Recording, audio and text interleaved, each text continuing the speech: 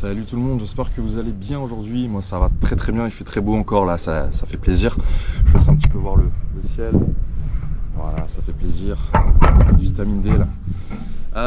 Aujourd'hui on va traiter d'un sujet qui est assez important. Je commence petit à petit en fait à penser à m'expatrier de la France pour pas mal de raisons et je voudrais aujourd'hui parler des raisons pour lesquelles il faudrait quitter la France. Donc je sais que c'est un sujet qui revient assez souvent.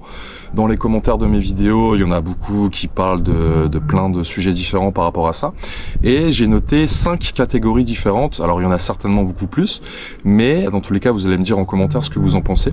Mais j'ai répertorié 5 catégories différentes des raisons pour lesquelles il faudrait quitter la France. Alors la première raison, ça va être l'insécurité. On voit de plus en plus, notamment dans l'actualité, tout ça, qu'il y a de plus en plus d'insécurité. Et j'ai noté justement, j'ai pris mon petit carnet de notes et je vais vous lire tout ça. Donc entre 2022 et 2023, en fait, il y a eu 7% de plus de coups et blessures volontaires. Viol, en termes de viol et tentatives de viol, on est à plus 10%. Donc en une année, hein, c'est énorme. Et les homicides, pareil, plus 10%. Donc par rapport à 2022, de 2022 à 2023. Donc c'est énorme. Et en termes de taux de criminalité, la France occupe la 3e place en Europe. Moi je trouve ça assez fou. Donc en fait le pays se dégrade de plus en plus en termes d'insécurité. Moi qui ai l'occasion de voyager un peu partout dans le monde, notamment quand j'étais en Australie, je me suis vraiment senti très en sécurité. Vraiment, enfin c'était fou.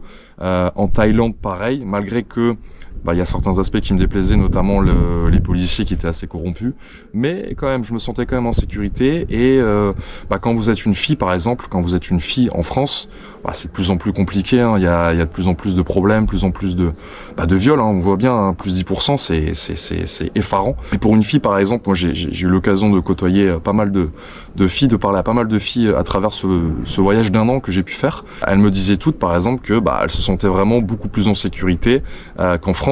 En Australie par exemple, elles pouvaient se balader comme ça en pleine nuit. Elles savaient très bien qu'il se passerait rien du tout, quoi. Comparé en France, moi j'habite dans le nord de la France et c'est vrai que c'est un peu plus compliqué. Donc il y a ça, l'insécurité qui est de plus en plus présente en France, et je trouve que c'est un sujet qui est quand même assez important. C'est très important de se sentir en sécurité dans son pays. Donc voilà la première raison. Pour le deuxième point, on va parler forcément des taxes et des impôts en France. Alors grand sujet, j'ai eu énormément de retours sur les commentaires par rapport à ça. Quand justement je parlais dans ma vidéo de la France et la dépression des Français, c'est un sujet qui revenait très souvent. Donc j'ai pu pareil relever certaines informations. La France est reconnue donc pour avoir le taux de prélèvement obligatoire les plus élevés d'Europe, avec 46,2%. Donc c'est énorme comparé à la moyenne en Europe qui est de 40,8%. En Allemagne par exemple on a 39,5%. Et en Espagne 37,3, donc c'est quand même beaucoup plus élevé en France. Et donc il y a une étude qui a été menée par rapport au mécontentement des Français sur les impôts et les taxes. Donc 55% des Français estiment que le montant des impôts et taxes est excessif, 63% considèrent qu'ils contribuent plus qu'ils ne bénéficient du système, et 73% des personnes interrogées pensent que les pouvoirs publics utilisent mal l'argent des impôts. Donc c'est un sujet qui revient énormément. La France est vraiment connue pour ça, pour être l'un des pays les plus taxés. Moi je trouve ça fou, et c'est une bonne raison du coup pour laquelle il faudrait quitter la France, je trouve. C'est pourquoi il y a beaucoup de personnes qui sont, on va dire entre guillemets, plus aisées, des personnes riches qui quittent la France, parce que forcément même les personnes qui ont créé des entreprises qui sont taxées à mort, forcément ça donne pas envie de rester en France, quoi. Dites-moi en commentaire ce que vous en pensez de ça, mais c'est l'un des sujets principaux en tout cas qui revenait dans les commentaires de mes vidéos, donc forcément c'est un point assez important qu'il faut soulever. Alors en troisième, j'ai relevé forcément la mentalité française. Alors j'en ai déjà beaucoup parlé dans une précédente vidéo où justement je traitais de la dépression en France, et je disais justement que les Français avaient une mentalité très pessimiste, et je trouve que c'est une raison plutôt valable de quitter la France finalement, parce que en fait les mentalités en France sont assez dégradées en fait par le climat actuel, notamment politique. Et pour toutes les raisons que je vous ai citées auparavant. Et il y a aussi le fait que quand quelqu'un réussit en France, en fait il est tout de suite un peu détesté, comparé à d'autres mentalités, par exemple dans d'autres pays, où justement le succès est beaucoup plus valorisé et les gens sont quand même beaucoup plus optimistes par rapport au succès des autres. Ici, dès que quelqu'un a réussi, on va le traiter soit de tricheur, soit c'est un voleur.